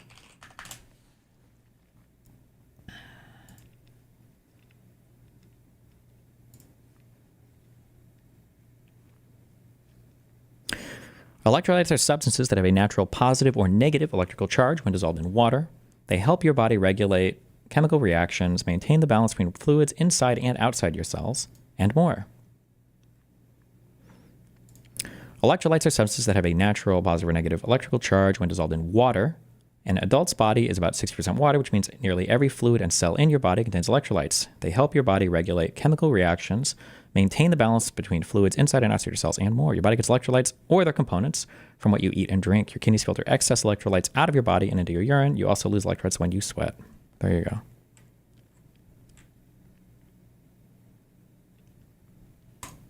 Kind of want to eat the normal foods that are around, which a lot of them are super delicious, but not have to super rigidly like spend all the focus controlling them and dealing with hunger pains. So for those folks, especially ones that have gotten used to a diet of high palatability foods, you give them the shot, Ozempic, tirzepatide, whatever it is you want to do, and they lose weight because now all of a sudden their food drive, their food noise comes down substantially psychologically. It's a real effect. And the shot works better than anything we've ever tried outside of surgery. In a statistical application level, it works better than diet and exercise. Now, ideally, the shot is combined with diet and exercise, and then it's a killer.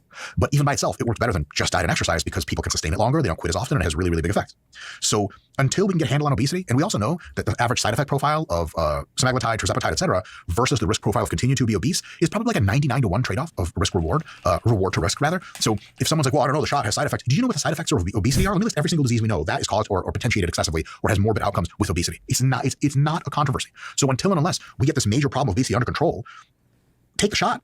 You don't have to take a shot, but if it's an option, we as politicians and people of public note and people trying to teach each other science should not be poo-pooing the shot in most cases because you got a solution for me that's going to work. It is not endocrine disrupting chemicals. It's not most of the other stuff I was going to say in the video. The shot is a straight killer. It works. And it works, guys, because it doesn't touch your conscientiousness. It absolutely touches your food drive. And if it reduces your food drive, it makes you lose weight. That's it. That's it. And a lot of the people judging fatter people for needing the shot, they're just the ones that got lucky and got really good food drive genetics and aren't really tempted to eat a lot of snacks. So the shot works, and until we have something that works better, let's not kibosh the shot. On a trade-off, it works exceptionally well. What they're ignoring is a food supply. Do you know why this guy's on massive steroids? I don't know if he's on gear anymore, or if he's on less than he used to be, but he used to because he used to be into bodybuilding, right?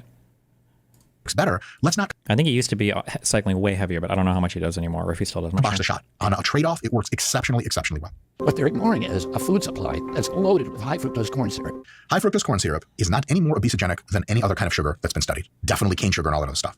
It has a slightly higher fraction of fructose than regular normal table sugar does, and it seems to not affect a whole lot of anything. It is subsidized, so it's cheaper than normal, which we'll come back to in a bit. It is a little bit of a problem, but a very small problem because, again, nobody's stuffing high fructose corn syrup down your gullet.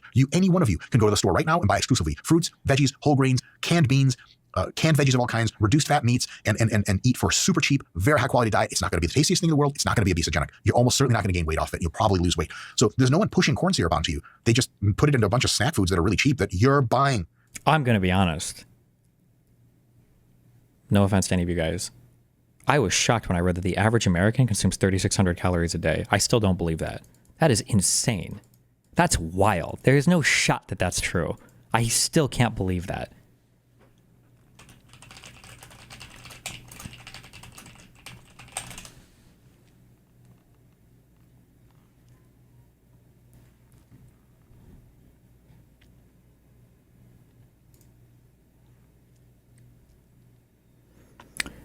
If you go into the PDF, find the relevant chart and look up exactly what it's tracking, it's average dietary energy supply by region, which is measuring availability, not consumption. Oh, okay, wait, maybe they don't. It's important to note that the amount of food actually consumed may be lower than the quantity shown here, depending on the degree of losses of edible food and nutrients in the household, e.g. during storage or preparation. People on average in American and Europe are overeating, but not by 1,000 calories a day. I ran BMR calculations against the distribution of weights and heights. On average, people are hardly overeating at all. Even at a BMI of 40, the start of morbid obesity, people are only overeating by about 100 calories a day. North of 40, and excessive calories start showing up. How did I determine this? I compared whether sedentary obese TDEE is to whether active normal weight TDEE would be, and they are roughly the same within 100 calories to get north of BMI 40, where food addiction is indicated. That's probably true. I feel like if you're getting to be big, I don't think you generally become obese in like 2 months. I think you're like gaining, like you got to think, if you gain like 2 pounds, 2 pounds is even. Let's say you gain 1 pound a month even.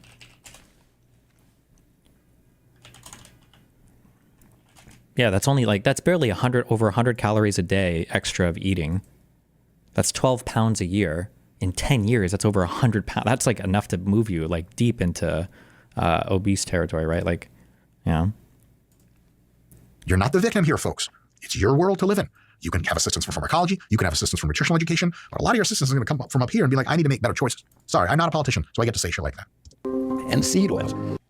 Scott, hurt me. I got to feel. There's my trigger. Guys, seed oils have caused reliably in the scientific literature no detectable health maladies accounting for their extra calories that they put into your food. The seed oil hypothesis is dead in the water. Is dead in the water. Seed oils cannot be reliably linked to any bad outcome. They just can't. And if you have a group of rigorous studies to send me, if you say, yeah, but all these guys are bought and sold, sweet. Do you have your own independent agency that's going to do very, very objectively transparent research? I would love to see it. So far, all attempts of that have still found absolutely nothing at all to blame it on. And here's the thing, guys, just real talk. Like, let's clear all the knowledge out of our head super quick. We'll bring it back in a second. Just go just on vibes. I want you to do a little experiment with me. If we replaced all of the junk food and mac and cheese and fried eggs and everything people are eating, donuts, ice cream, etc. We took out all the seed oils and we replaced all that with butter and cheese. Do you guys think that all of a sudden the obesity epidemic is gone? I mean, are you kidding me? You're gonna see someone at a restaurant taking huge chunk, big cut fries, the delicious ones, and dipping them into cheese sauce and then mayo and then ketchup, why not, and putting them down the gullet by the pounds. And you're like, hey, sir, I'm just concerned. Are there seed oils in there? Like, this is all seed oil free, man, regular animal fat. And they're like, oh, carry on. My God, you must really care about your health. Stop looking for little tiny nuances that can excuse you out of eating junk food. You want Fuck, I think his take's gonna be copy pasted from mine. He's copying the DGG take. Eat nasty. I get it. I do too. I love it. Mac and cheese with all that crap on top, French fries, burgers. It tastes amazing. But it's because it tastes amazing. It's because it's loaded with calories. Because you overeat it. That's why you get fat and unhealthy. It's not the seed oils, folks. We didn't lost that football on the way to the you know what I'm saying, on the way to go and get the touchdown with it. We just fumbled somewhere. It's not around. It just doesn't make any sense. So the more we keep focusing on seed oils, the more we miss out on the fact that it's just a bunch of the junk you're eating. Joe Rogan makes his idea of seed oil is, I think, in my opinion, quite wrong. But he also makes a great point is it gets all that pasta you're eating. He's not talking about bodybuilding pasta. He's not talking about a little bit of olive oil and some dill and then a bunch of spaghetti with some clean chicken on the no. Hell no. We're talking about Alfredo, fettuccine, parmesan, carbonara, that stuff. That's just a ton of really awesome food. You're going to cram down and gain weight. That's how that works. It's the tons of food that's super tasty, that's junky, that we're eating all the time. That's what it is, fellas. I wish it was different. Ignore a skewed system of subsidies and make these unnatural, ultra-processed foods cheap. The subsidies thing is the real thing. Subsidies absolutely do occur. And they're a money pit.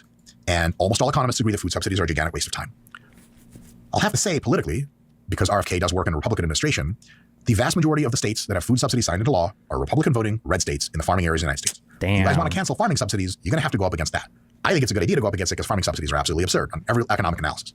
But that's a Republican problem in many cases. Now, look, I'm not a Republican. I'm not a Democrat. I'm very independent and mostly libertarian. I'm for freedom and getting rich and all that other good stuff. But you got to call a spade at some point. There's your people preventing this, so get to it. There is no conspiracy. It's just a lot of farmers and farming corporations that like free money, so they're pro-subsidy. And anytime you try to push back against them, they're like, oh, you're against the American farmer and you're risking our food supply. It's actually in reverse. But that is what it is. So it's not like some kind of giant conspiracy over there. It's actually very, very straight up that they just want more stuff and want a less competitive environment. That being said, I'm all for it. Removing subsidies would be great. However, is it true that economists don't like food subsidies? I've never heard this claim before. I mean, economists probably just don't like most subsidies, so that's probably true. I've heard one good defense of food subsidies in the United States ever, and that's that you don't want to have you don't want farmers to be trying to guess how much food we'll need from season to season. So it's always better to overproduce. So you always subsidize it because if they miss, you don't want people going hungry or starving or something, which I'm sure to some extent that's true. But I feel like the subsidies for corn are way, way, way, way, way over. Somebody in chat said it earlier. It wouldn't surprise me if most corn that we grew weren't even for human eating purposes anymore, or at least eating corn. Actually, even for eating, period. I wonder if more goes into ethanol fuel than what people even fucking eat. I don't know. Well, we can check. What percentage of corn is eaten in the United States?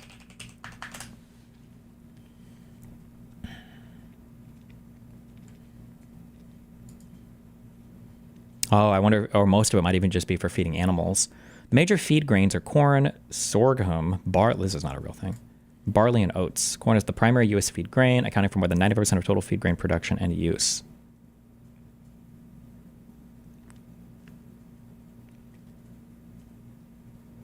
Most of the crop is used domestically as the main energy ingredient in livestock feed and for fuel ethanol production.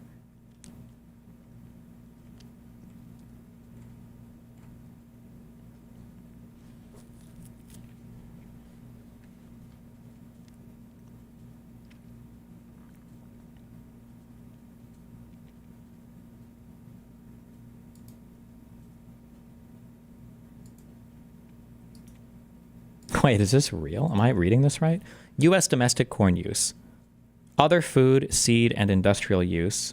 That's not the corn that we eat, right? Feed and residual use is for animals, right? And then alcohol for fuel use? Wait, so what part of this is just human food consumption?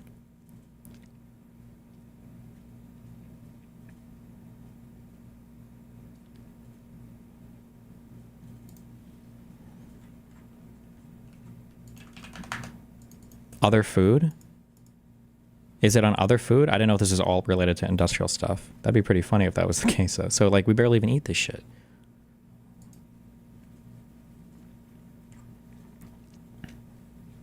We just give it to our fucking animals. Aside from fuel ethanol, corn is also processed for human consumption.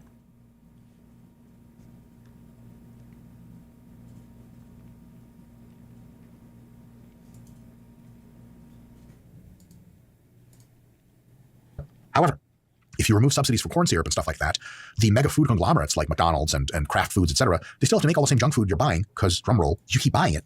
And they're going to want to make it as cheap as possible. So yeah, they might have to increase some of their prices by 5 or 10 cents here or there, or 20 or 30 cents here or there. But after finding alternative sources and ramping production and scaling on that, they're going to bring the prices back down anyway. So it's like a very temporary solution. Now, of course, subsidies are a giant waste of money, and we could be using that money in 50 other different ways, including in just taxing Americans less and giving everyone who's hardworking back more money. But at the same time, it's not going to be this thing that like resolves the problem. Remember, the genesis, the very seed of the problem is that you, that's right, you and me, like to eat really tasty foods that have tons of calories for really cheap, that are really convenient. Capitalism is going to vector all the arrows down to that. You can't cancel capitalism because then your phone doesn't work and your car doesn't work and there's no food and everyone's starving to death. That's not an option. We got to work on ourselves and be like, what kind of choices do we want to make? Can we take some pharmacology? Maybe that's good. Maybe that's not. True. Hold on. Important shout out from Big Corn. Let's see, we got some soy protein isolate right here. I eat this every day. We got lentils, this is the bulk of my diet. Got oats here, got nutritional yeast. Tell me, which of these fucking products contain corn, dude? Huh? I eat corn? Hey, go get the rest of it. Really? Okay, sure, I'll get my entire fucking kitchen. Richard, what? You calm down, you're scaring the fucking animals. I'll get my entire goddamn kitchen, let's see. You're scaring the animals. Can you calm down? Yeah. You're screaming like crazy. Yeah, okay. Stop. I feel bad for his wife. Okay, let's see. Tell me. Here's some yellow. Oh no, this is brown rice. Does brown rice contain fucking corn? Let's see what else. We got a sack of potatoes here. Do potatoes contain corn? Yellow split peas. Is this fucking corn? Oh, I got green peas. Is this corn? Where's the goddamn corn, dude? Tell me where the fucking corn is. There's some more back there. Go get it. Fuck you.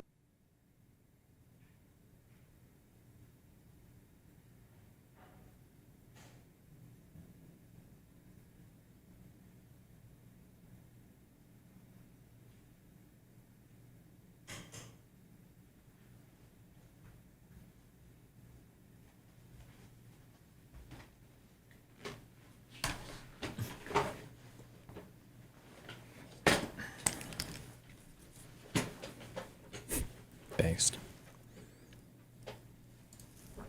Can we exercise a bit more? Maybe that's good, maybe that's not. Can we pick the right kinds of foods at the store and tell ourselves we're mostly going to be eating healthy foods and we're going to care about our weight? Yeah, probably. But that whole idea of like, well, as soon as you get rid of subsidies, millions of Americans will get leaner. Like, yeah, they would if they trained right to gain muscle. But there's so much idea of like, well, as soon as you get rid of subsidies, millions of Americans will get leaner. Like, yeah, they would if they trained right to gain muscle. But there's so much complexity to it. What exercises to choose, what sets and reps to do, how much weight to lift, and how to structure your weekly plan. How the fuck could you ever figure out the answer to all of these questions? It's impossible. So much uncertainty that it's easy to get overwhelmed. The RP Hypertrophy app removes all holy shit, they have an app for it. Uncertainty and makes the training process precisely defined. Choose your pre-made workout plan from dozens available in the app, plug in your weights, and the app takes care of the rest for months of productive training. Ready? Click on the link in the description of this video to get started. Overeating hyper tasty foods that have tons of calories is the reason we have an obesity epidemic. That's that node, the central core governor of what's going on. And unless you got something for that, I don't know what's going to happen. They ignore chemical contamination from pesticides that is wreaking havoc on our body. Pesticides have been studied into the ground by professional toxicologists. And I would Google or ask ChatGPT or ask Grok, what do professional toxicologists think about pesticides and their effect on health? We've studied this in the ground. Mass pesticide exposure explains almost no variance in almost anything. Can we reduce our pesticide exposure a little bit for a little bit more gain? Yeah, probably, just by a tiny bit. But the idea that pesticides are causing mass health maladies and are somehow related to obesity is just a non-starter. We've already looked into it in insane amounts. And if you want to look into yourself, the empirical data is crystal clear. I would love it, guys. I would love it. I have no specific attachment to agro businesses. I have no specific attachment to pesticide manufacturing corporations. I don't like the idea of eating pesticides any more than anybody else. So I'm not here to try to say pesticides are great. You should have as many of them as possible. No. It's just the reality. But while, like many of you watching, I would want to blame one single factor or some simple ones. If we just notice RFK's thing is removing things. We remove the seed oils, we remove the artificial ingredients, we remove the pesticides, and we remove food subsidies. And all of a sudden, we're going to really make a huge dent on the obesity epidemic. Bullshit. That's just not going to happen because it hasn't stood up to the evidence and we've collected a ton. What is going to reduce obesity is drugs that help people control their food drive, and then working with people on expressing their conscientiousness more to make better choices, and maybe some other regulatory stuff on a little bit of that 20% side. This is really going to be what's going to do obesity in. It's sure not going to be any of those things. If it was going to be those things, I would be in the first saying to be like, get rid of trans fats are pretty bad for you. We got rid of them. I think that was a great decision. Trans fats. Seed oils are not trans fats, and neither are artificial flavoring. Did we get rid of what were trans fats again? I feel like I learned this at one point in time and then I forgot. Did this tie into red meats as well or no? I forgot what trans fats are. Trans fats.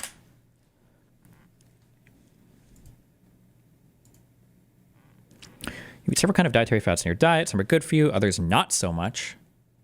Trans fats or trans fatty acids are a type of fat that fall into the unhealthy category because they can increase your risk of heart disease and they have no known health benefits. Damn. Trans fats exist in two general forms. One type of trans fat occurs naturally in small amounts in some meat and dairy products.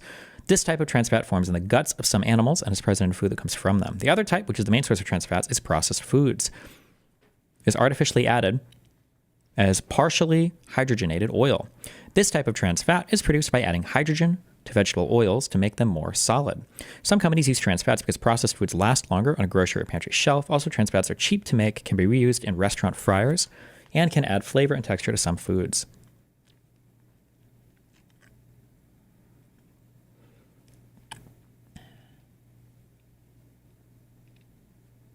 Damn, what kind of fat is in fucking Soylent? Am I getting fucked? Is it all trans fats? Saturated fat, 2.5 grams. Fuck! Oh, but it's 24 grams of total fat. It's only 2.5 are saturated. Okay, that's okay, right? Trans fats, 0 grams.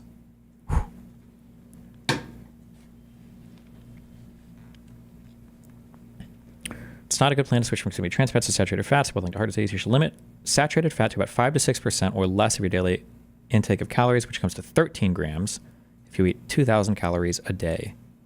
Is there trans or saturated fat in milk? Low-fat dairy products. 2% milk nutrition information.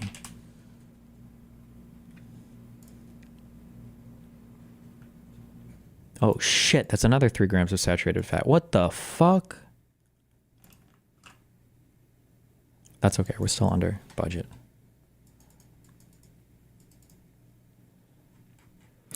Where do you buy your Soylent from? I can't fucking find that shit anywhere. It might be a Leaf issue, but I can't buy in bulk. I think it's illegal to sell Soylent in Canada because I think Soylent markets itself as a meal replacement drink. And I think that in Canada, I think the regulation is that you, if you market yourself as a meal replacement thing, they have a limit on what percentage of total calories are allowed to come from fats. Destiny, it's legal now? Oh, well, maybe they changed it, then never mind.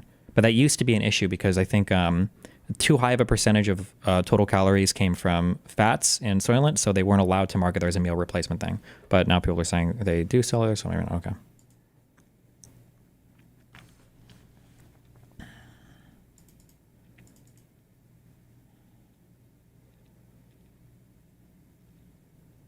We should unironically ban shit like this. Bro. Oreo fudge brownie blizzard treat.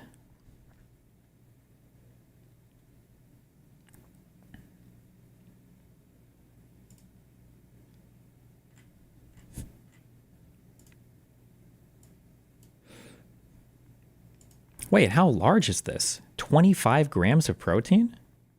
Okay, for 1,400 calories, that's not good. But is this for, what size is this for?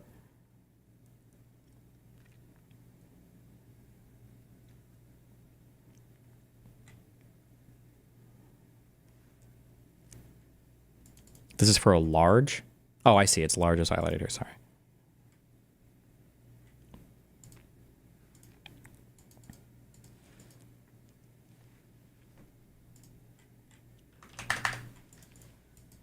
I think one of the issues that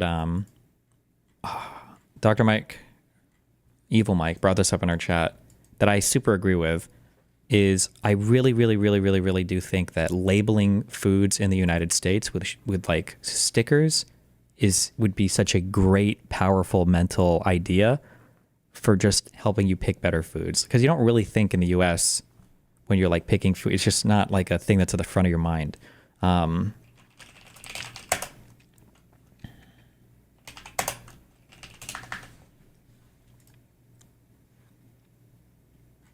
This is not what this looks like. Fucking retard shit. But I feel like I saw this in the United Kingdom. Maybe it was in Sweden. Maybe it was somewhere else. Health stickers. Maybe I should be looking for health labels. I think because you kind of feel like shit when you like pick up a thing and it's got like all red stickers on it and you're like, fuck. And then you put it back and you get something with better stickers on it. Like it sounds retarded, but shit like this I think is incredibly effective. Because I should just pick the green shit. Mexico does this? Oh, they might actually. I think actually multiple South American countries might do this. Oh, but theirs are like black if it exceeds certain things. Yeah, these would be good to have on food.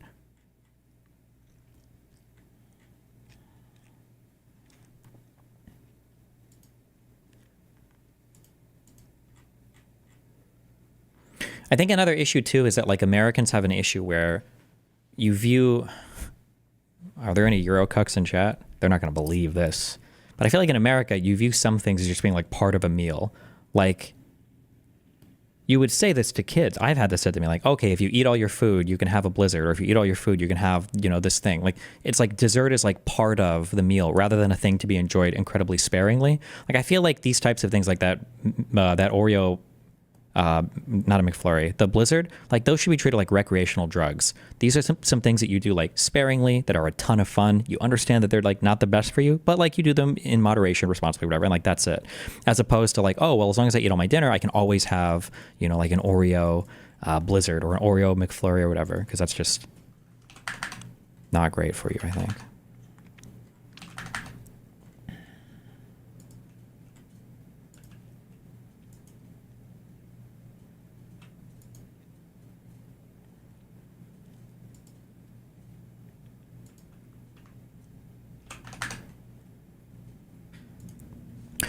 Soda is the worst like that. Soda is like a daily thing or something that goes with a meal, but it's just straight sugar water. Yeah, true. I like this. This is another thing he said in our talk. You could just like probably ban, or he might have said this in a video. You can just like probably ban all ordinary soda. Like all soda should just be diet or zero. Like it tastes fine. Like if you didn't have the ordinary one to choose, you wouldn't even think twice about drinking like Diet Coke or Coke Zero. Like, this just ain't it. I wish it was. It's not. Folks, there is still more video to come. However, we do have a member section where you get a much more expanded version of the video with tons of my BS politically incorrect points inserted and more science and knowledge and tons of other. Destiny, the saying is don't drink your calories. Yeah, that's kind of true, but people like very dramatically underestimate how many calories you can eat as well. Because I think there have been like really tasty things. Like any person can destroy. How many calories do you think are in a large fry in McDonald's? I bet it's like 720. Fuck. Okay, 480. But still, this is like an afterthought, right? Wait, hold on. This says 802 calories. Fuck. Did we just get AI fucked?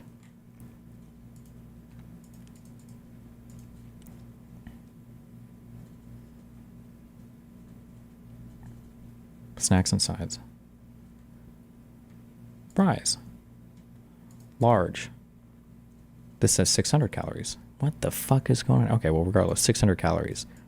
This is like an afterthought. A large fry, if they're fresh. Whew.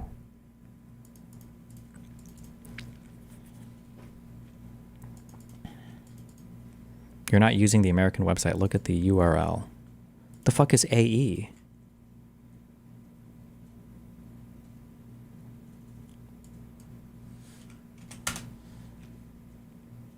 US.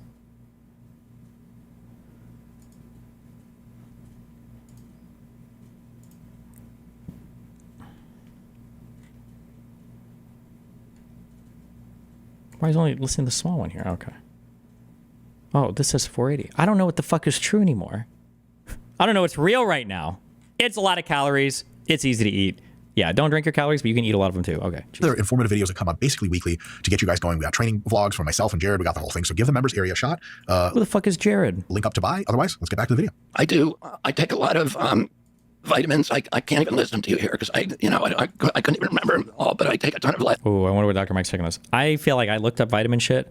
My initial thing was like omega-3 and fish oil capsules are probably good for you, but everything else is a waste. I think every vitamin thing you take is a waste, unless you literally have like deficiencies or whatever. Like I think all of them are a waste. I don't think any of them do fucking anything. Even the omega-3 fatty acids, even the fish oil capsules, I don't think any of them do fuck all. But we'll see what he says. Maybe he's got vitamins. I can't even listen to you here because I couldn't even remember them all, but I take a ton of vitamins and nutrients. Mm-hmm. I don't have a problem with this at all. I think it's great. But just to make something very clear, almost all vitamins and nutrients are much less regulated than foods and way less regulated than drugs. And he's for removing poisons from the foods, and he's pretty anti-drug in the sense of, like Ozempic and tirzepatide and stuff like that, and various other drugs, vaccines. And at the same time, he's taking supplements he doesn't even remember what they're called, and they're not regulated nearly as extremely. And I'm not saying regulation is a good thing. As all the other things he thinks aren't as regulated enough. So it's kind of curious, like, why supplements are just chemicals. Guys, they're all just drugs all the way down the line. Your body does not discriminate. It treats everything as a chemical because it's a chemical. So this whole idea of, but I take tons of supplements, but their drugs are bad, is nonsense. It's straight up nonsense. Forgive me. I'm on an anti-aging protocol from my doctor that includes testosterone replacement. That's cool. Scott, he looks like TRT grandpa, doesn't he? I'm on an anti-aging protocol. That's another word for TRT. Okay. A little redder than average, but more jacked and kind of more alive looking. Yeah. And but I don't take any steroids. I don't take any anabolic steroids or anything. Yeah, so testosterone is an anabolic steroid, but that's just being romantic. TRT I use is bioidentical to what my body produced. False. The TRT you use is almost certainly either pegged with an ananthate ester or a cypionate ester, so that it can be really slow to release and give you a similar kind of release that your testicles would. If you're shooting bioidentical testosterone, it's testoester, TNE, and then it peaks in your blood after like 30 minutes or an hour and then falls back down, so you would have like kind of effect, which is stupid. So it's actually not bioidentical. Just to be clear, it's and testosterone in general is bioidentical to every other kind of testosterone, even artificial stuff, because testosterone is a very simple molecule to describe, and you can make it exactly the same way in a lab as you can inside of the testes of a rat. I still get my Scott. You get your TRT from rat testicles, right? Absolutely. Where God intended. Someone's like, is that a thing of macadamia nuts? You're like, rat balls, actually. You want one? They're like, I'm actually quite good and missing out on test. All right, workout stuff. Finally. Who else? The Joe's Rocky Way. Let's go.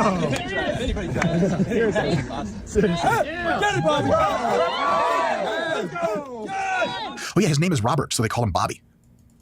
What do I think about this? I think that at RFK's age, being able to do pull-ups like this is absolutely ultra impressive and amazing. And I think very many Americans of his age, younger and older, should consider resistance training with as much diligence and focus as he does. I think this is awesome stuff. 100% true. I think, was it Marjorie Taylor Greene that's like pretty crazy in shape as well? Or did I make that up? Was it somebody different? Destiny, what doctor that you don't shop for prescribes an anti-aging regimen? If you go into a male clinic for anything, I think they will always try to shoot you up with TRT. I'm pretty sure literally anything that says male clinic will try to do shit for what they'll sell you whatever the fuck they can. To be a pedant exercise scientist, which I am, he's missing the most growth promoting part of pull-ups by stopping short of that deep stretch. So we want to see him go lower and get a full stretch and a pause and then come all the way back up. Even halfway back up, but all the way down is better than the sort of more middle range halfway up stuff he's doing. So pull-up technique gets a C+. There's ways that you can get an A+, no problem. But the fact that he's in there grinding. Listen, the guy's like 70 years old, okay? It hard and hanging around other older men that are shirtless. Scott, that guy back there sounds like a little TRT dad fantasy if I've ever seen it myself. So this is all really, really great stuff. Oh, the ultimate arbiter of a man, how much he can incline press for reps. RFK. Scott, what is that bottom 2 inches there that really hurts people's egos so much? I mean, you don't want to be slow down there either. Just get it off as fast as you can. Gotta go. I don't care if my pec's coming with it. I got to get out of here. Yeah, folks, the best way to grow muscle is to go specifically into that bottom 2 inches, bring the bar all the way down to your chest, sink it in, get a big stretch for the pecs. And even if you don't want to lock it out all the way, that's way better than doing the lock it all the way like RFK is doing, but not coming quite down. Other than that, his cadence, his control, the amount of weight he's using is very, very good. You see he's got his feet stapled right there to the pad. He's not wobbly. This is a very good technique. You could just use a little bit more motion in the ocean on the way down. Yeah. Another thing really quick, just to be a dick, mostly for teaching purposes, you guys will see he's pushing it up as hard as he can, but he brings it down fast. That's the opposite of what you want to do for safety and maximum growth. So for safety and maximum growth, you probably want to control the descent a little, but he brings it down fast. That's the opposite of what you want to do for safety and maximum growth. So for safety and maximum growth, you probably want to control the descent a little bit. Then when you touch your chest, then you can explode. Fuck that. Drop it as quickly as possible. Get those reps out. You don't want to. Why would you waste any of your energy lowering the bar? Your chest is there to stop the bar if you drop it. Okay, drop that shit as quickly as possible. Save your energy for the movement up. Okay, fuck that. and then control your descent a little bit, and then you can explode. He's doing it backwards. I would like to see this reversed. So let's go. Oh, wow, another one. So he's doing forced reps. Can forced reps help you get a little bit more muscle growth squeezed out of any set? Yeah, totally. They cost your training partner some time. Is it totally fine to like just do a bunch of reps, rack the bar when you're close to fail, rest for 10 seconds, then do a few more reps? Yes. Does that accomplish roughly the same thing as forced reps? Yes. Probably even a little bit more growth. And so just two different ways to skin a cat. Hey, push-ups. So he's going all the way down. He's coming up about halfway or 2/3. This is a really, really good way to do push-ups. If he just controlled that descent a little bit more, this would be an A+. So I call this a B+ push-up, maybe A-. This is really good stuff. You don't have to lock out all the way. It turns out your muscles grow really well if you don't lock out all the way, but you do have to come down as low as you can, and he sure is here. Also, damn, Scott, he's kind of jacked, huh? Damn. RFK. Look at that. He's got all that power. My God. What am I saying? Am I a young woman who's attracted to older politician men? Yes.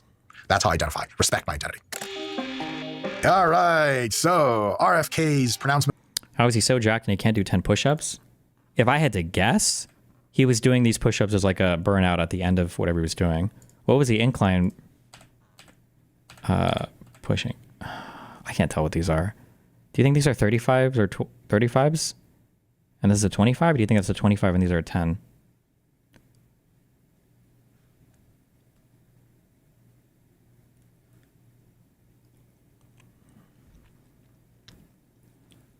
Yeah, my guess is 135. I wonder how much do you think he weighs? How tall is he? He can definitely do more than 10 push-ups. If he's doing all this shit, he can definitely do more than 10. But it was probably like the end of his workout. Close to fail, rest for. There's two different ways to skin a cat. Hey, push-ups. So he's going all the way down. He's coming up about halfway or 2 B, but you do, and he's got all that power. My God. What am I saying? Am I a young woman who's attracted to older politician men? Yes. That's how I identify. Respect my identity. All right. So RFK's pronouncements on nutrition. So like I give RFK a solid B for fitness. Some good stuff in there, room for improvement, but he's trying, and I think he's a really great role model for older folks. Okay, I understand this is a fitness channel. Also, I hate RFK, okay? I do hate RFK. However, if you are that physically fit at 71, you are like in the elite tier, like top like 0.1% of physically fit Americans.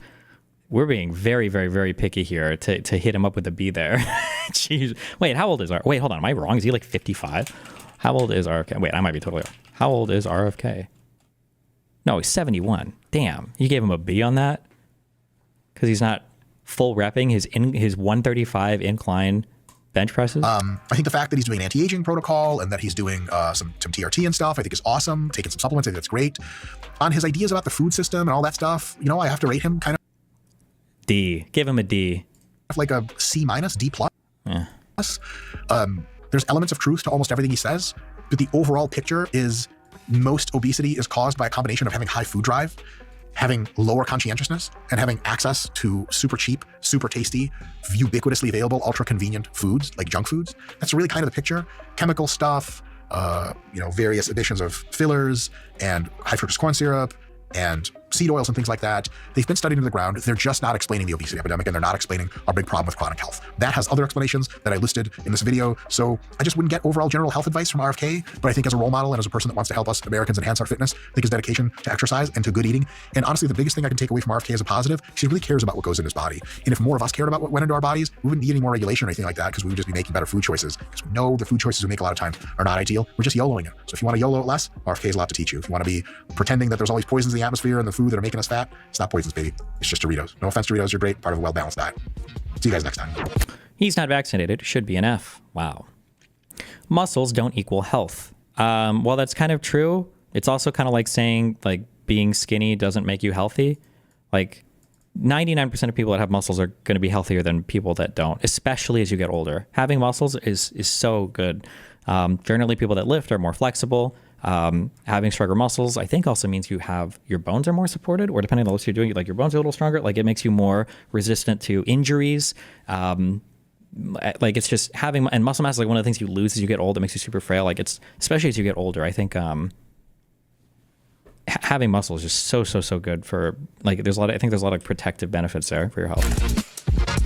All right, that was fun. Got political and quite impassioned, but I stand by, I think, everything I said if I have a decent memory. And yeah. And you can still fight younger kids.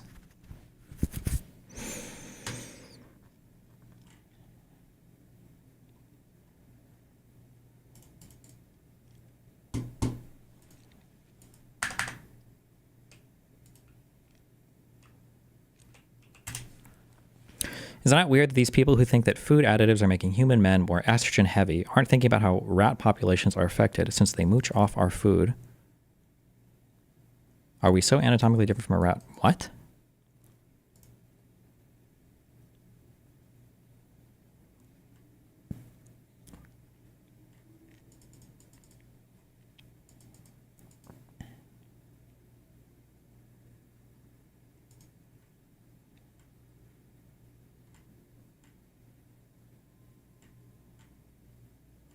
Did you listen to the latest Drake album? No.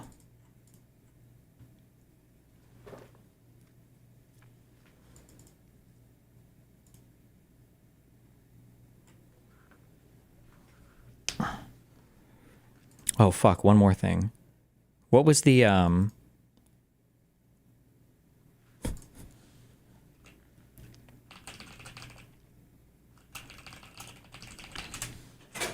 Jesus. Fuck. Does anybody know what I'm looking for? Oh, no. Who was saying this?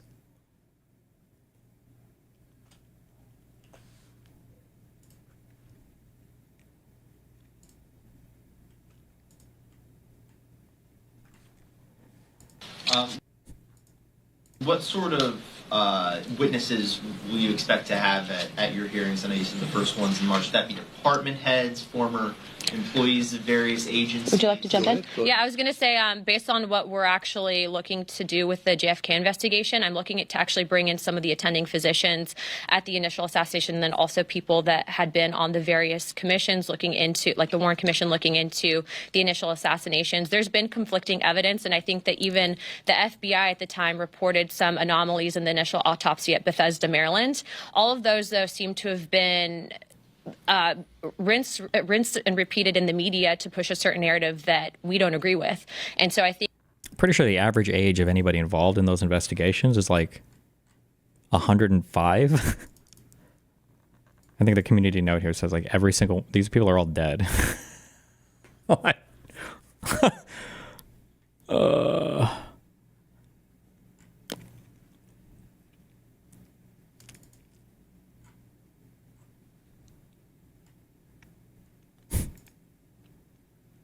Jesus.